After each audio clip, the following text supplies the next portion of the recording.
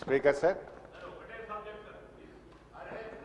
శ్రీధర్ గారు మీ మాట తప్పకుండా నేను కూడా ఎల్ఏ మినిస్టర్గా పనిచేసిన ఒక్క సబ్జెక్ట్కే పరిమితం అవుతా, కాకపోతే ఆన్సర్ ఇస్తే సంతోషపడతాను. అట్లీస్ట్ ఇప్పుడు ఏమైందంటే ఇంతమంది సభ్యులు కొత్త సభ్యులు మాట్లాడుతుంటే మీరు ఎల్ఏ మినిస్టర్గా స్పీకర్ గారు 0 ఓవర్ ఒక అరణ్య రోదనగా మార్చకండి. ఏదో మాట్లాడినామంటే మాట్లాడడం కాదు, ఆన్సర్ రావాలి. వ్రాతపూర్వకమైన సమాధానాన్ని మళ్ళీ వచ్చే సెషన్ లోపు సభ్యులకు అందజేయించండి. గతంలో మేము పంపిన ఎల్ఏ మినిస్టర్గా నేను పంపిన, మీరు కూడా ప్రయత్నం చేయాలని చెప్పి కోరుతా ఉన్నాను. అధ్యక్ష, నేను ఈ ఉద్యోగులకు సంబంధించినటువంటి అంశం మాట్లాడాలనుకుంటా ఉన్నాను. ఎందుకంటే ప్రభుత్వ ఉద్యోగులు అనేవాళ్ళు ప్రభుత్వానికి రథచక్రాలు లాంటి వాళ్ళు సంతోషంగా ఉంటేనే అభివృద్ధి కార్యక్రమాలు, సంక్షేమ కార్యక్రమాలన్నీ కూడా ప్రజలకు సజావుగా చేరేటువంటి అవకాశం ఉంటుంది. ఈరోజు వాళ్ళందరూ కూడా తీవ్రమైనటువంటి మనోవేదనతో, ఆవేదనలో ఉన్నటువంటి పరిస్థితి ఉంది.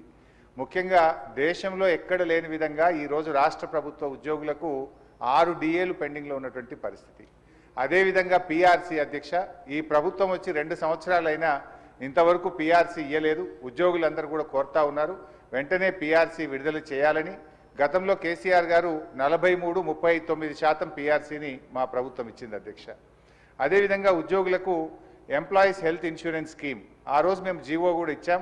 దాన్ని మీరు అమల్లోకి తెస్తామని చెప్పి మేనిఫెస్టోలో పెట్టి కూడా EHS స్కీమ్ను అమల్లోకి తేలేదు. దాన్ని కూడా వెంటనే అమల్లోకి తేవాలి. ఉద్యోగుల GPF తదితర బకాయిలన్నీ కూడా విడుదల చేయాలని మీ ద్వారా ప్రభుత్వాన్ని కోరుతున్నాం అధ్యక్ష. ముఖ్యంగా రిటైర్డ్ ఉద్యోగులైతే ఈ మధ్య మనం చూస్తూ ఉన్నాం, 39 మంది రిటైర్డ్ ఉద్యోగులు బెనిఫిట్స్ ప్రభుత్వం నుంచి వాళ్ళ సేవింగ్స్ వాళ్ళకి ఇవ్వకపోవడం వల్ల వైద్యం కూడా చేయించుకోలేక ఈరోజు 39 మంది రిటైర్డ్ ఉద్యోగులు మరణించారు. BRS హయాంలో కూడా దాదాపు 15,000 మంది రిటైర్డ్ ఉద్యోగులు రిటైర్ అయితే వాళ్ళందరికీ మేము టైం మీద డబ్బులు ఇచ్చాం. కానీ కాంగ్రెస్ హయాంలో, ఎందుకంటే ఈరోజు నేను అసెంబ్లీకి వస్తూ ఉంటే పొద్దున్నే నా సిద్దిపేటలో ఒక డాక్టర్ జగత్ Kumar Reddy, retired JD veterinary, పొద్దున్నే నా దగ్గరికి వచ్చి అన్నా కొద్దిగా అసెంబ్లీలో మాట్లాడు, నేను అక్టోబర్ 2024లో రిటైర్ అయినా, ఇంతవరకు ₹1 రాలేదు. హైకోర్టుకు పోయి ఆర్డర్ తెచ్చుకున్నా అయినా రాలేదు. హైకోర్టులో కంటెంప్ట్ వేస్తే కూడా వాయిదాలు అడుగుతూ ప్రభుత్వం మమ్మల్ని ఇబ్బందులు పెడతా ఉంది. మా రిటైర్డ్ ఉద్యోగుల పెన్షన్ బెనిఫిట్లు ఇప్పించండి, చావు బతుకుల్లో ఉన్నటువంటి మమ్మల్ని కాపాడండి.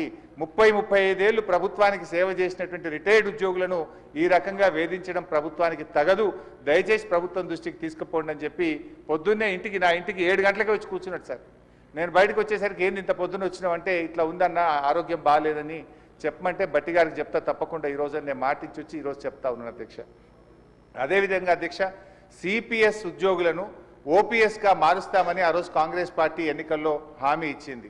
మరి ఎప్పటిలోగా ఓల్డ్ పెన్షన్ స్కీమ్ అమలు చేస్తారు?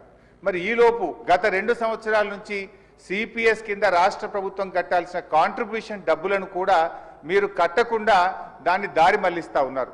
అసలు కాంట్రిబ్యూషను కట్టలేరు, OPS తేకపోవడం వల్ల 2 లక్షల మంది CPS ఉద్యోగుల భవిష్యత్తు ఈరోజు ప్రశ్నార్థకంగా మారుస్తూ ఉన్నారు.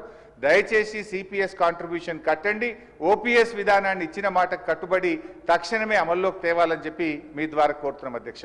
అదేవిధంగా పోలీస్ డిపార్ట్మెంట్లో కూడా అధ్యక్ష సరెండర్ లీవులు 5 సరెండర్ లీవులు పెండింగ్లో ఉన్నాయి. TL రావట్లేదు, DL రావట్లేదు, స్టేషన్ అలవెన్స్ రావట్లేదు.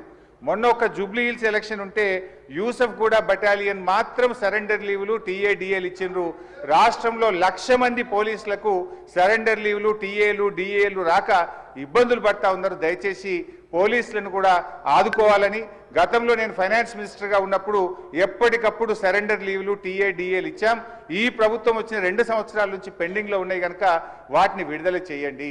ఇలా పోలీసులు కూడా తీవ్రమైనటువంటి ఆవేదనలో ఉన్నారు.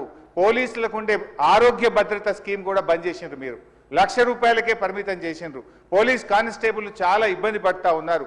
ఆరోగ్య భద్రతను పునరుద్ధరించండి, గతంలో మాదిరిగా కార్పొరేట్ వైద్యం పోలీసులకు అందించాలని చెప్పి కోరుతూ కాంగ్రెస్ పార్టీ ఎన్నికల మేనిఫెస్టోలో తక్షణమే మేము ఉద్యోగులకు PRC ఇస్తాము, పెండింగ్ DAలు ఇస్తాము, బకాయిలు ఇస్తాము, OPS తెస్తామని మాట ఇచ్చి ఈరోజు కాంగ్రెస్ పార్టీ 2 ఏళ్లైనా అమలు చేయకుండా మోసం చేస్తూ ఉంది. జరిగిన అన్యాయం ఇప్పటికే చాలా జరిగింది. తక్షణమే ఇప్పటికైనా ఉద్యోగులకు, రిటైర్డ్ ఉద్యోగులకు, పోలీసులకు ఇచ్చిన హామీకి కట్టుబడి మేలు చేయండి అని చెప్పి మీ ద్వారా ఆర్థిక మంత్రి డిప్యూటీ CM గారిని నేను కోరుతా ఉన్నా అధ్యక్ష. అధ్యక్ష, గౌరవ సీనియర్ శాసనసభ్యులు హరీష్ రావు గారు ప్రస్తావన చేసిన అంశాలన్నిటిని కూడా నోట్ చేసుకున్నాం అధ్యక్ష. కానీ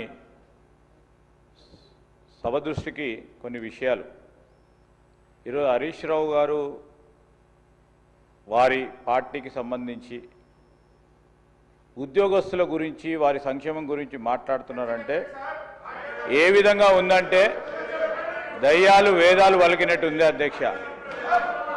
ఉద్యోగస్తులకి ప్రతి నెల వారి జీతభత్యాలకు సంబంధించి 20 తారీఖు వరకు జీతాలు ఇయ్యలేని పరిస్థితుల్లో వారి ప్రభుత్వం నడిపారు. ఇప్పుడు వారి ఉద్యోగస్తుల గురించి మాట్లాడుతూ ఉన్నారు అధ్యక్ష.